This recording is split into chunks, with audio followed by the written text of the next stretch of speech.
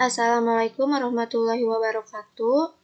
Saya Restu Mulyani dari semester 5 Sekolah Tinggi Teknologi Industri dan Farmasi Bogor akan menjelaskan tentang produksi vaksin COVID-19 di Indonesia. Virus COVID-19. Adapun yang akan saya bahas, yang pertama itu ada sifat dan bentuk virus, yang kedua gejala virus, dan yang ketiga cara penyebaran virus.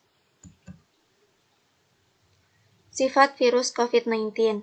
Yang pertama, virus ini mempunyai sifat yang sensitif terhadap panas. Mereka akan mati jika terkena suhu 56 derajat Celcius dalam waktu 30 menit. Yang kedua, virus corona ini tidak bisa hidup sendiri sehingga membutuhkan sel inang sebagai tempat berkembang biaknya. Yang ketiga, virus corona dapat bertahan hidup di benda mati pada permukaan keras seperti plastik dan stainless steel hingga 72 jam dan di atas kardus hingga 24 jam. Dan yang keempat, penularan virus corona akan tetap terjadi dan bisa terus menyebar di berbagai kondisi suhu, baik di wilayah dingin, kering, hingga tropis. Bentuk virus COVID-19. Yang pertama, virus corona merupakan virus berukuran besar berbentuk bola runcing seperti paku. Yang kedua, beberapa jenis dari virus ini bersifat pleomorfik dengan proyeksi permukaannya bulat. Yang ketiga, memiliki diameter rata-rata partikel virus sekitar 125 nanometer. Dan yang keempat, diameter amplopnya 85 nanometer. Gejala COVID-19 ada yang ringan dan ada yang parah. Gejala yang ringan itu ada sakit kepala, demam, hidung beringus, sakit tenggorokan, dan merasa tidak enak badan. Sedangkan gejala COVID-19 yang parah ada demam tinggi karena adanya pneumonia, batuk dengan lendir, sesak nafas, atau nyeri dada. Cara penyebaran virus COVID-19 ini bisa melalui 3 cara. Yang pertama itu melalui droplet pernafasan, berupa tetesan cairan dari batuk dan bersin. Yang kedua, melalui sentuhan, yaitu menyentuh permukaan benda yang mengandung virus, lalu menyentuh mulut, hidung, atau mata tanpa cuci tangan. Dan yang terakhir, melalui kontak fisik, yaitu menyentuh atau berjabat tangan dengan orang yang sudah terkontaminasi virus corona ini. Selanjutnya, vaksin. Yang akan saya bahas ada pengertian vaksin, tujuan pemakaian, dan mekanisme kerja vaksinnya. Pengertian vaksin.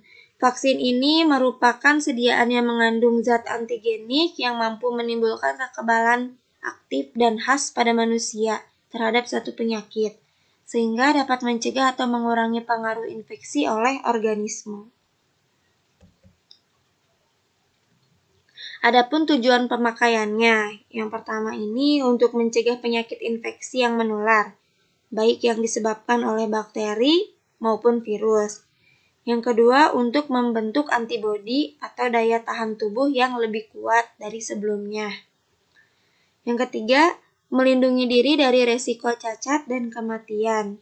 Misalnya pada ibu hamil yang terkena virus rubella, maka besar kemungkinan juga janin yang dikandungnya terjangkit penyakit yang sama. Mekanisme kerja vaksin.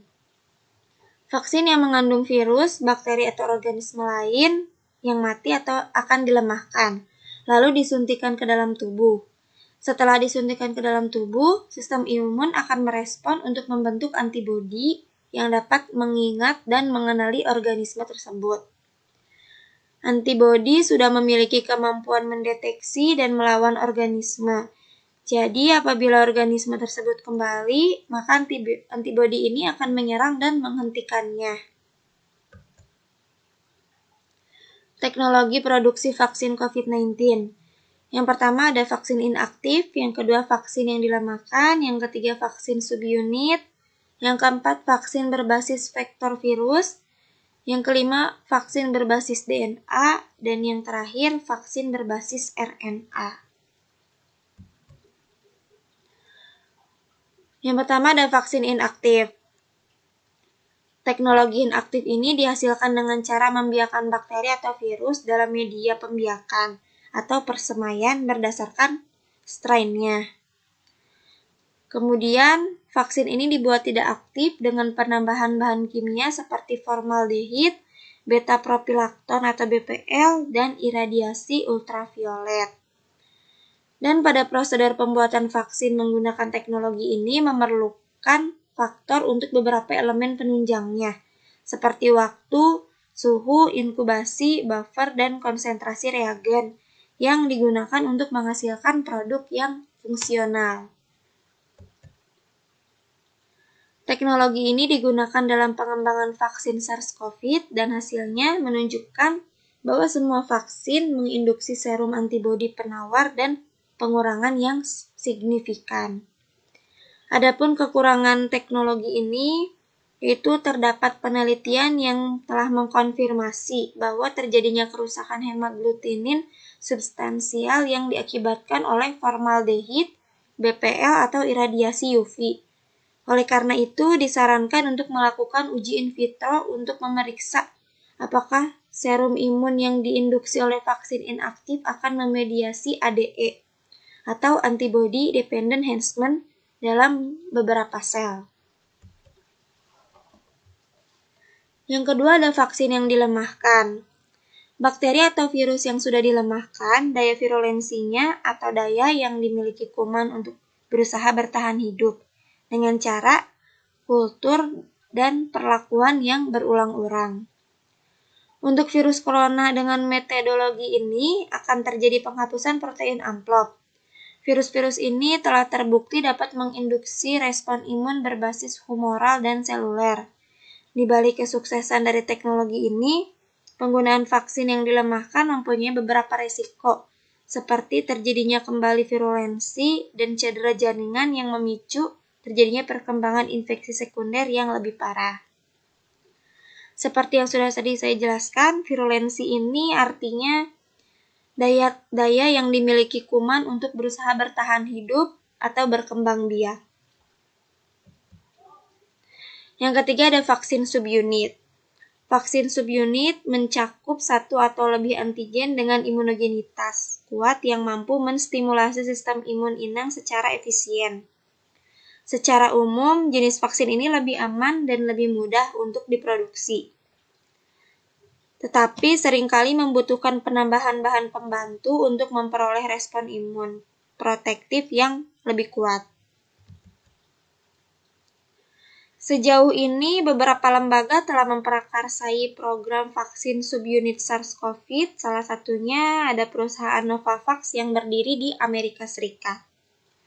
Vaksin subunit ini menggunakan protein rekombinan SARS-CoV dan MERS-CoV. Tahapan untuk memproduksi vaksin subunit tentu lebih panjang dibandingkan vaksin inaktivasi. Vaksin protein subunit lebih aman, namun rentan kehilangan efektivitasnya bila virus memproduksi antigen yang berubah karena mengalami mutasi. Untuk itu, diperlukan produksi antigen baru untuk ditambahkan ke dalam vaksin agar tetap efektif. Selanjutnya, yang keempat ini ada vaksin berbasis vektor virus. Vaksin berbasis vektor virus ini dikembangkan menggunakan vektor yang telah terbukti profil keamanannya, sehingga mampu menghasilkan dan melepaskan antigen imunogenik dari sel yang terinfeksi selama periode tertentu. Dalam pengembangan vaksin coronavirus, pada MERS-CoV, kandidat yang cukup menjanjikan berasal dari virus Vaccinia Ankara modifikasi atau disingkat dengan MVA, yang tidak akan bereplikasi di dalam sel mamalia. Dengan menggunakan vektor ini, fragmen protein S dan panjang rantai protein yang berbeda-beda berhasil diekspresikan. Terlepas dari jenis fragmen protein S yang dihasilkan, antibodi penetral dan respon sel T terhadap MERS-CoV berhasil dipicu.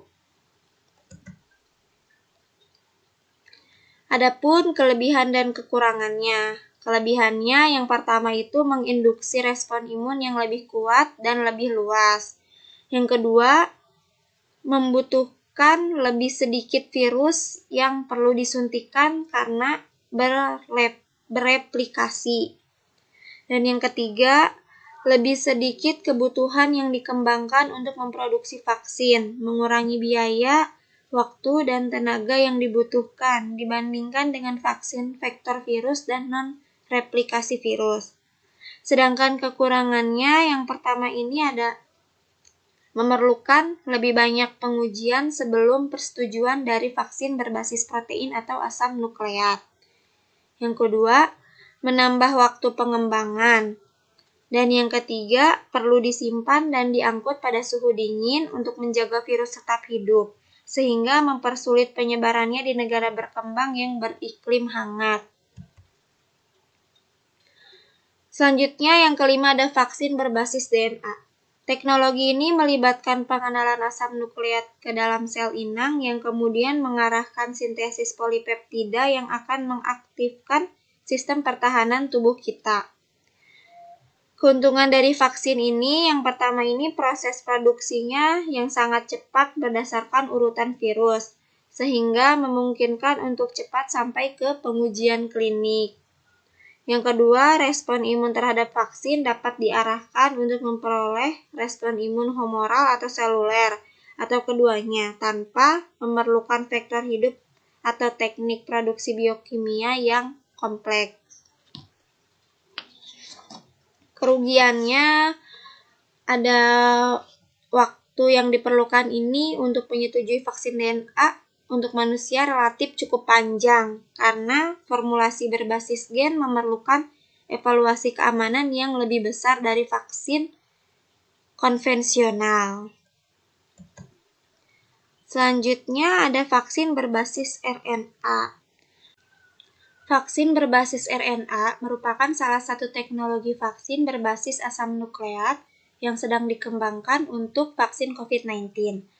Vaksin ini sangat menjanjikan karena kecepatannya dalam memperoleh urutan data patogen sehingga dapat diproduksi dengan cepat dan aman. Vaksin berbasis RNA ini lebih menguntungkan karena antigen dapat segera diterjemahkan dari vaksin RNA setelah antigen tersebut memasuki sitoplasma. Vaksin berbasis RNA ini tersedia dalam dua platform vaksin RNA, yaitu mRNA sintesis dan saRNA. Keduanya terbukti menginduksi respon imun. Uji klinik vaksin berbasis RNA untuk COVID-19 ini sedang berlangsung. Vaksin di Indonesia. Dilansir dari CNBC Indonesia, pemerintahan Indonesia tidak mau terlalu bergantung pada vaksin COVID-19 buatan luar negeri. Indonesia pun sedang mengembangkan 6 jenis vaksin merah putih.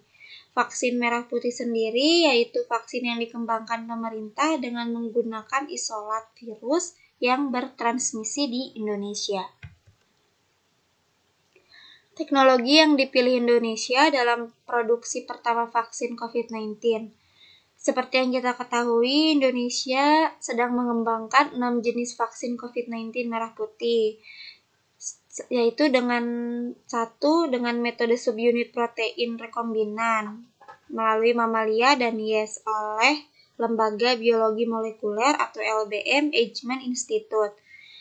2 dengan metode protein rekombinan oleh Lembaga Ilmu Pengetahuan Indonesia atau LIPI dan Universitas Gadjah Mada atau UGM. 2 dengan metode adenovirus oleh Universitas Erlangga dan Institut Teknologi Bandung atau ITB. 1 dengan metode DNA mRNA oleh Universitas Indonesia. Dari ke-6 vaksin yang sedang diuji coba, ke-6-nya akan bekerja secara masing-masing. Dan yang paling cepat untuk bibit vaksinnya yaitu dari Eijkman dengan vaksin metode subunit protein rekombinan dan dari Universitas Indonesia vaksin dengan metode DNA mRNA. Vaksin tersebut yang paling menonjol karena mereka sudah melakukan uji praklinis dan uji pada hewan. Itulah mengapa alasan Indonesia memilih teknologi vaksin tersebut. Sekilas info tentang vaksin Bio Farma. Bio Farma sendiri merupakan BUMN yang terpilih sebagai salah satu perusahaan farmasi yang ditunjuk oleh Koalisi Inovasi Kesiapsiagaan Epidemi atau CEPI untuk memproduksi vaksin COVID-19. Bio Farma ini memiliki dua pendekatan strategis dalam hal pembuatan vaksin, yaitu untuk jangka pendek dan jangka panjang. Dalam jangka panjangnya, Bio Farma akan mengembangkan vaksin merah putih yang akan menggunakan strain virus asli Indonesia. Bio Farma sendiri menggandeng Sinovac untuk penyediaan vaksin COVID-19, di mana Sinovac sendiri merupakan perusahaan yang bermarkas di Beijing, Tiongkok dengan menggunakan teknologi vaksin inaktif. Kesimpulan, COVID-19 hingga saat ini masih terus berkembang penyebarannya. Meskipun belum ada vaksin yang siap digunakan, namun sudah banyak negara dan lembaga litbang yang telah mencoba dan mengumumkan program atau teknologi pengembangan vaksin mereka untuk melawan virus COVID-19 ini. Pada umumnya, pengembangan vaksin baru dapat memakan waktu yang cukup lama, sekitar 10-20 tahun, dan tingkat keberhasilannya kurang lebih dari 10%. Maka dari itu, kita selalu patuhi protokol kesehatan dengan selalu mencuci tangan dengan sabun, pakai masker setiap keluar rumah dan dimanapun kita berada, hindari keramaian, jika tidak terlalu penting lebih baik di rumah saja, hindari bersalaman dengan banyak orang, dan selalu memakai antiseptik. Cuci tangan yang baik dan benar. Yang pertama, basahi tangan dengan air dan sabun. Gosok sela-sela jari, gosok telapak tangan, gosok kuku-kuku jari. Lalu pergelangan tangannya dan gosok ibu jari secara bergantian. Setelah beres, lap sampai kering dengan menggunakan handuk atau tisu. Dan yang terakhir, pakai hand sanitizer. Sekian pemaparan yang saya sampaikan, kurang lebihnya mohon maaf. Wassalamualaikum warahmatullahi wabarakatuh.